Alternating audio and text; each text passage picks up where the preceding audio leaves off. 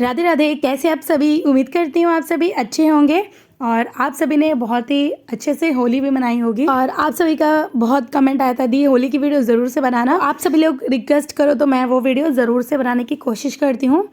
तो सबसे पहले ना मैं सुबह उठ गई थी, अभी बज रहे हैं 8, तो सब लोग सो रहे हैं। मैं उठ के फटाफट से किचन में घुस गई थी। तो अभी मैं ना गुजिया बनाने की तैयारी कर रही हूँ। फर्स्ट टाइम बना रही हूँ मैं, इससे पहले मैंने कभी भी गुजिया नहीं बनाया है। तो चलिए देखते हैं कैसा बनता है। सबसे पहले ना मैंने चीनी पीस लिया है। उसके बाद मैंने बादाम को ना हल्का घुमा दिया था। मैंने सोचा इसमें थोड़ा दरदरा हो जाएगा, पर कुछ ज़्यादा हो गए थे, कुछ साबुत रह गए थे। तो जो साबुत रह गए थे ना उसको मैंने इस तरीके से कूट दिया है। अब बचा है काजू। तो काजू को मैं क्या कर रही हूँ, चॉपर में डालकर देख रही हूँ कैसा होता है। अगर अच्छे से हो जाएगा तो ठीक है। तो वही मैं फ़र्स्ट टाइम करी थी ना, तो मैंने ऐसे जल्दीबाजी में देख रही थी कि क्या चीज़ जल्दी होता है। तो यहाँ पर चॉपर में तो ये अच्छे से हो गया, इसको कूटने की ज़रूरत नहीं है। उसके बाद मैंने यहाँ पर ले लिया है इलायची। इलायची को भी अच्छे से कूट लूँगी। लीजिए ये भी हो गया है। अब ये जो छिलके हैं ना इनको फेंक दूँगी, ये नहीं लेना। बस हमें मेन इसके अंदर जो बीज होते हैं ना उसी को अच्छे से पीस लेना है। तो ये हो गया है। अब चलिए गुजिया बनाने के लिए डो लगा लेते हैं। तो यहाँ पर ना मैंने कटोरी से नाप के 2.5 कटोरी मैदा लिया है और इस मैदे में ना 1 चुटकी डाल दिया है मैंने नमक। अब चलिए मैदे को अच्छे से छान लेते हैं। उसके बाद मैंने यहाँ पर 1 कटोरी का 1/4 लिया है घी। घी को मैंने अच्छे से मेल्ट कर लिया है। अब थोड़ा थोड़ा घी डालते जाएंगे और अच्छे से मैदे को ना मिक्स करते जाएंगे। तो यहाँ पर जब मैंने इसको अच्छे से मिक्स किया ना तो मुझे लगा इसमें घी कम पड़ा है, तो मैंने थोड़ा सा रिफाइंड ऑयल और ले लिया। रिफाइंड ऑयल डालने के बाद ना इनको अच्छे से मिला लेंगे ताकि मैदे में सारा घी और तेल अच्छे से चला जाए। इनको मिक्स करने के बाद ना इस तरीके से मुट्ठी बनाकर देख लेंगे कि ये परफेक्ट है कि नहीं। तो आप देखिए बिल्कुल भी टूट नहीं रहा है। मैं अपने हाथों में इस तरीके से उछाल रही हूँ तो इसका मतलब ये परफेक्ट है। अगर उछालते टाइम टूट रहा है ना तो इसका मतलब इसमें थोड़ा सा घी और लगेगा। उसके बाद ना हम इसको गूंद लेंगे। तो ये आटा हमें ना ही सख्त लगाना है और ना ही ढीला। जैसे हम रोटी के लिए आटा लगाते हैं ना बस वैसे ही लगाकर तैयार करना है। तो ये हो गया। चलिए अब इसे रेस्ट के लिए रख देते हैं। जब तक ये हो रहा है तब तक हम इसका स्टफिंग बना लेंगे। तो गुजिया ना मैं अपने घर पे होली में फ़र्स्ट टाइम बना रही हूँ क्योंकि मेरे हस्बैंड को गुजिया खाना था। उन्होंने ना मुझे बोला था कि मार्केट से लेकर आ जाइयो, पर मैंने कहा कोई बात नहीं, घर पर ही बना लेती हूँ, देखती हूँ कैसा बनता है। तो सबसे पहले ना मैंने कढ़ाई में 1 चम्मच घी डाल दिया है। घी जब अच्छे से गर्म हो गया उसके बाद इसमें डाल दिया मैंने बादाम और काजू। अब इनको ना 1 से 2 सेकंड के लिए भून लेंगे। ये होने के बाद इसमें मैंने डाल दिया है मावा। तो मैं फ़र्स्ट टाइम यहाँ पर मावे वाला बनाने का सोच रही थी, पर थोड़ा मुझे गड़बड़ लग रहा था बनाते टाइम। तो इसलिए ना आपको मावे के साथ सूजी भी ज़रूर से ऐड करनी है, क्योंकि क्या होता है ना जब हम मावे वाला बनाते हैं तो वो एकदम से फूलने लगता है। फूलने का रीज़न यही है कि मावा अंदर जाके मेल्ट होने लग जाता है और इसी वजह से जो हमारी गुजिया है ना ये थोड़ा फूल जाता है या फिर फट भी जाते हैं कुछ कुछ। तो अगर हम सूजी डाल देंगे तो बैलेंस में आ जाएगा। जब मैंने बनाया ना उसके बाद मुझे ऐसा लगा घर का गुजिया भी बहुत टेस्टी था, पर मुझे इससे भी अच्छा बनाना है, एकदम परफेक्ट जैसे हलवाई लोग बनाते हैं। तो आप में से कोई तो ऐसा होगा जिसको एकदम परफेक्ट आता हो, जो एकदम बढ़िया से बनता हो हलवाई जैसा। तो कमेंट बॉक्स में आप बताइएगा उसमें क्या क्या करना होता है। तो देखिए यहाँ पर मैंने मिक्स कर लिया है अच्छे से भून के। उसके बाद मैंने इसमें डाल दिया है किशमिश, चीनी का पाउडर। हाँ, चीनी के पाउडर की जगह ना अगर हम बूरा डालेंगे तो और भी अच्छा बनेगा, ये मुझे लगता है, क्योंकि चीनी का पाउडर जब हम डालते हैं ना वो थोड़ा जल्दी मेल्ट हो जाता है और बूरा शायद मेल्ट नहीं होता। तो आप कोशिश करिए कि बूरा ही डालने का। और अब दोबारा से मैं एक बार गुजिया ज़रूर बनाऊंगी ताकि मैं आपको एकदम परफेक्ट रेसिपी दे पाऊँ। पर ये भी जो मैं बता रही हूँ ना ये भी बहुत अच्छा बना था। तो जो कमी लग रही है मुझे वो मैं आप सभी को बताती जा रही हूँ। तो यहाँ पर मैंने पूड़ी जितना लोई ले लिया है। उसके बाद अब इसको बेल लेंगे। तो ये जो आटा हम बेल रहे हैं ना इसको भी थोड़ा मोटा ही रखना है। ये नहीं कि आप इसको एकदम पतला रख देंगे, पतला नहीं रखना, हल्का मोटा ही रखना है। उसके बाद मैंने इसको सांचे में रख दिया है जो रोटी बनाई है और दोनों तरफ थोड़ा थोड़ा इस तरीके से मैंने मावा भर दिया। मावा भी ज़्यादा नहीं भरना, थोड़ा कम ही भरना है और मैंने बहुत ज़्यादा भर दिया था। तो अब चलिए इसको दबा देंगे और इसका जो एक्स्ट्रा आटा है वो हटा देंगे। बस इसी तरह सारा बनाकर तैयार कर लेंगे। और यहाँ पर मेरी नंद भी नींद से उठ चुकी है तो अभी वो मेरी हेल्प करवा रही है, क्योंकि ये बहुत मेहनत का काम है एक जने बनाएंगे ना तो बहुत टाइम लग जाता है। तो यहाँ पर हम दोनों मिलकर कर रहे थे। मेरी नंद मुझे बेल बेल के दे रही थी और मैं इस तरीके से भर ले रही थी। तो यहाँ पर गैस मैंने पहले ऑन किया था ना, तो इस टाइम पे मैंने गैस कर दिया है बंद, क्योंकि तेल हो गया था ज़्यादा गर्म। तो तेल जब हल्का गुनगुना होना उसी टाइम डालना है, गर्म तेल में इनको नहीं डालना। तो अब मैंने गैस बंद कर रखा है, तो सारा डालने के बाद फिर मैं दोबारा से गैस ऑन कर दूँगी और स्लो कर दूँगी। तो अभी आपने देखा मैंने गैस ऑन करके स्लो कर दिया है। अब धीमी आंच पर इनको उलट पलटते हुए अच्छे से फ्राई कर लेंगे गोल्डन ब्राउन होने तक। तो भाई आप देख रहे हैं जो मैं गुजिया पलटने की कोशिश कर रही हूँ ना, वो पलट नहीं रहा है, फिर घूम जा रहा है।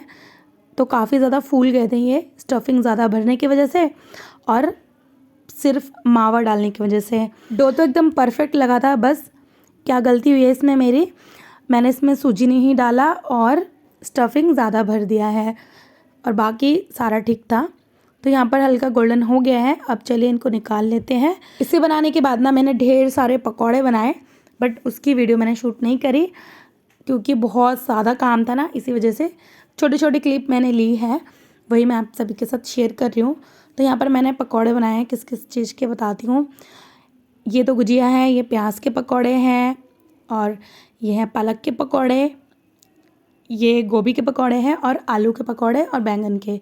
बस तो सारे पकौड़े को मैंने हाफ़ फ्राई करके निकाल लिया है।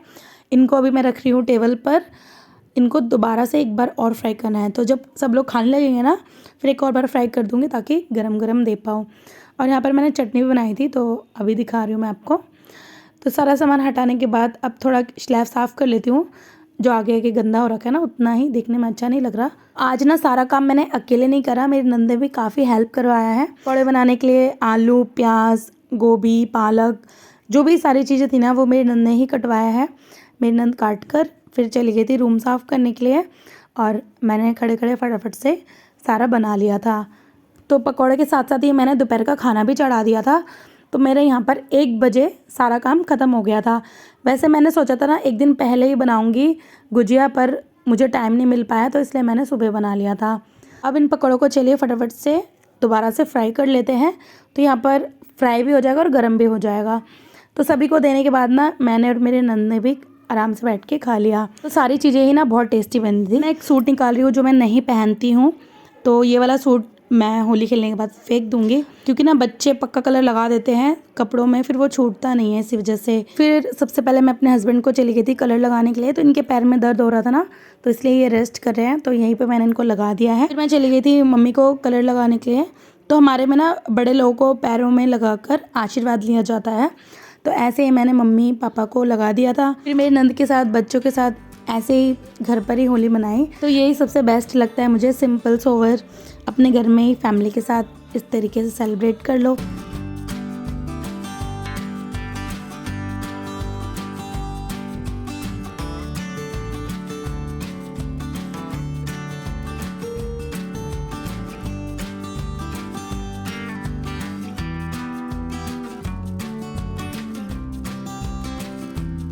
उसके बाद हमने खाना वगैरह खा लिया था और यहाँ पर देखिए किचन का क्या हाल हो रखा है। ये काम बच्चों का ही है।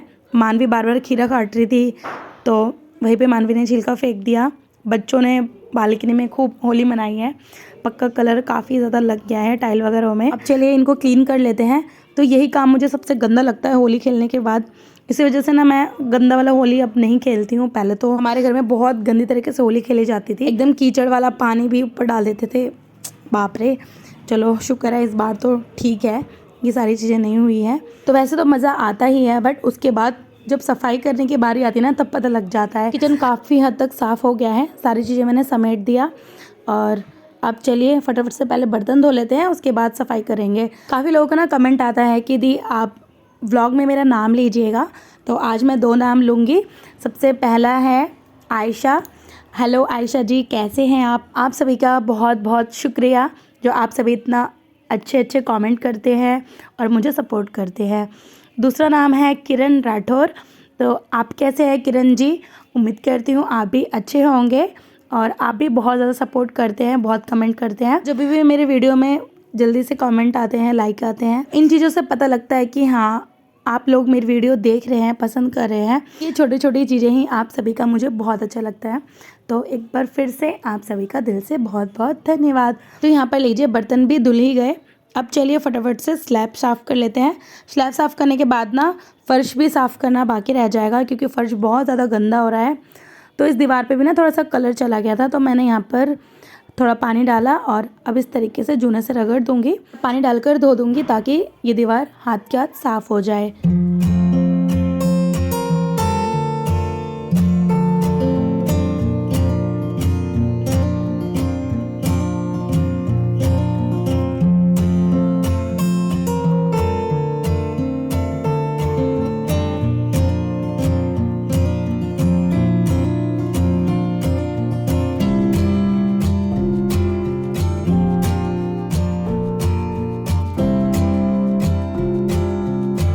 तो फ़र्श पे भी ना मैंने हार्पिक डालकर जूने से रगड़ दिया था और पानी डालकर अच्छे से धो लिया है। तो ये पक्का कलर में आप अगर हार्पिक डालकर रगड़ कर पानी डालकर धो देंगे ना तो उतर जाएगा। तो यहाँ पर देखिए काफ़ी हद तक साफ़ हो गया है कलर। अब धीरे धीरे बाकी रोज हो जाएगा। तो यहाँ पर किचन का काम हो गया है। अब चलिए चलते हैं बालकनी की तरफ। तो सबसे पहले ये जो कपड़े हैं ना, इन कपड़ों को मैं हटा दूँगी। तो इन कपड़ों में बहुत ज़्यादा कलर लगा हुआ है, ये साफ़ तो होने नहीं वाले, तो ये सारे फेंकने में ही जाएगा। बाकी ये जो कचरा है ना, ये सारा कचरा मैं पॉलीथीन में भर लूँगी। और जैसे मैंने किचन का फ़र्श साफ़ किया ना, उसी तरह बालकनी का भी फ़र्श वगैरह सब साफ़ कर लूँगी। तो इसको करते ही बस मुझे छत साफ़ करना है, तो यहाँ पर हो जाएगा मेरा ये सारा क्लीनिंग का काम।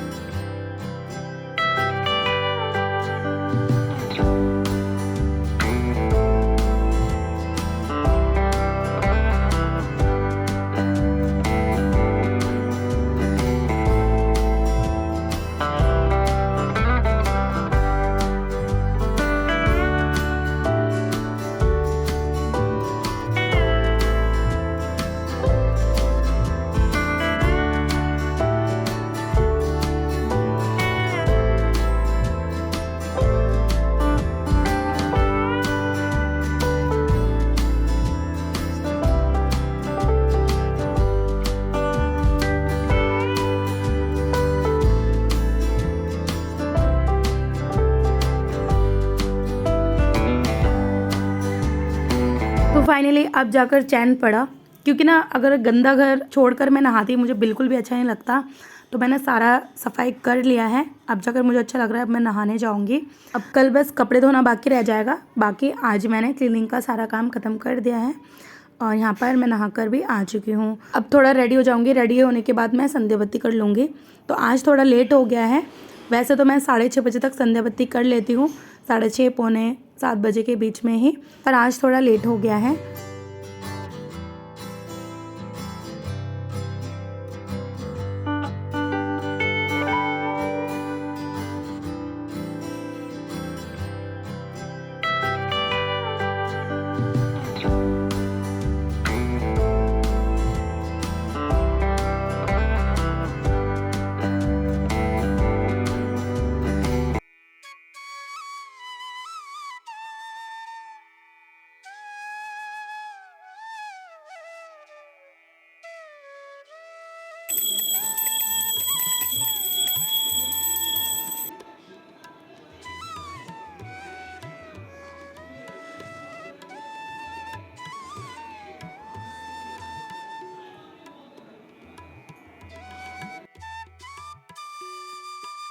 उसके बाद ना मैं लेट गई थी, मेरे पैर में बहुत ज़्यादा दर्द हो रहा है अब। तो 1 घंटा रेस्ट करूँगी, उसके बाद किचन में जाऊँगी फिर डिनर बनाने के लिए। तो रेस्ट करने के बाद फिर मैं आ गई थी किचन में।